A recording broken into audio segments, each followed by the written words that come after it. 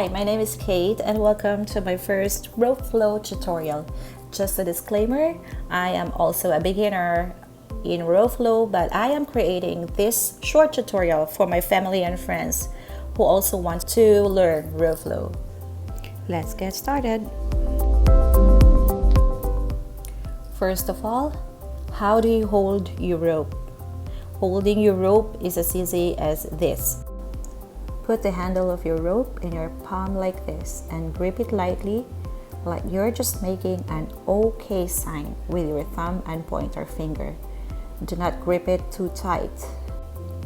Once you've started your rope practice, you will find out that tightness or looseness of your grip will make or break your pattern.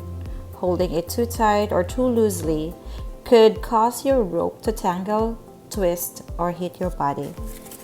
The first patterns you will practice is the easiest one, and this is just about turning your rope. Even kids can do it.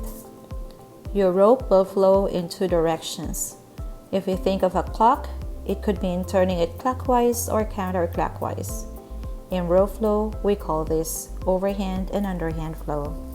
Underhand flow flows in this direction, which means that the overhand flow flows in the opposite direction. Practice this flow using your left, then using your right hand.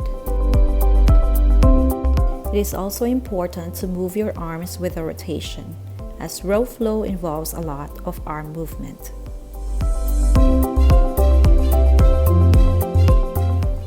The alignment of your body also plays a huge role. Notice how I lean to my left when I am rotating the rope on my left side and vice versa.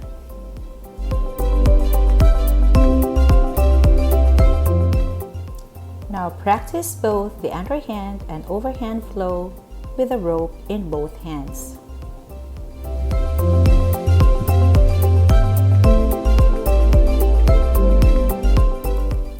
Now try crossing the rope from left to right. You can do a few on each side, then cross and do a few on the other side. Try doing it from both the underhand and overhand roll.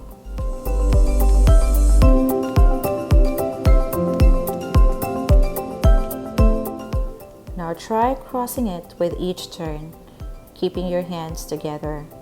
Practice doing it from both under and overhand flow.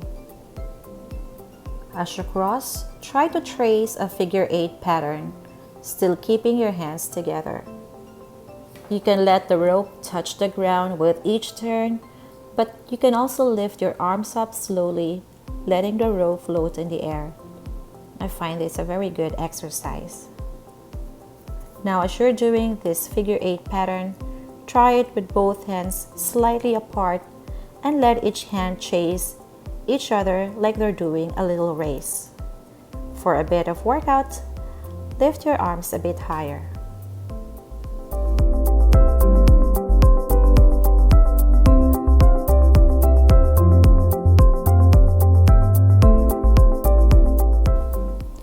The Matador is a rotate and cross pattern. In the underhand Matador, you let one arm cross the other side like doing an underhand boxing punch. You do turn, cross, turn, cross. The overhand is just the other way around.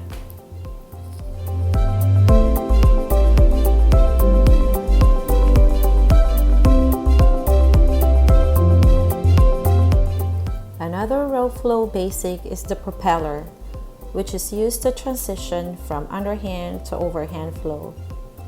The propeller is simply rotating your rope in front of you, whether clockwise or counterclockwise. If you are doing an underhand flow and want to change it to overhand without having to stop, one way to do that is to rotate your body 180 degrees, and the propeller will help you with that transition. Here I am doing the underhand roll on my right side.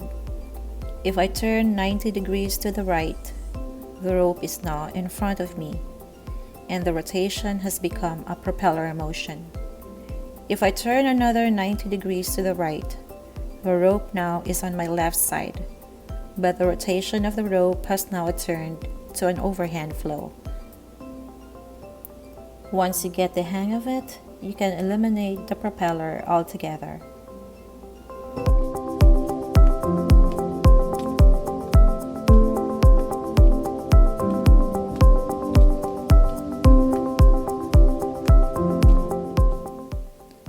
It helps to listen to some music when practicing and just flow with the beat. With these basic moves, you can already experience a full body workout by incorporating subtle dance moves and increasing or decreasing your speed. Once you've started this, you will notice that your body will just move with the flow of the rope. Have fun, and if you like the tutorial, leave some love and hit the like and subscribe button. Until our next rope video, may the flow be with you.